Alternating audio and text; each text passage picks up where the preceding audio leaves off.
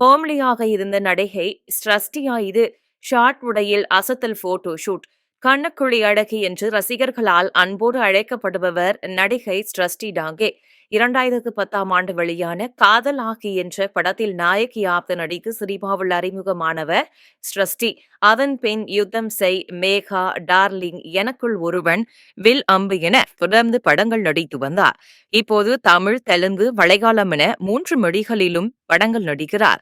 சின்னத்திரையில் ஜீ தமிழில் ஒளிபரப்பான சர்வையர் மற்றும் விஜய் டிவியில் குக் வித் கோமாளி நிகழ்ச்சியிலும் பங்கு பெற்று பிரபலமானார். தற்போது இவர் ஷார்ட் உடையில் எடுத்த லேட்டஸ்ட் ஸ்டில்கள் வைரலாகி வருகின்றது.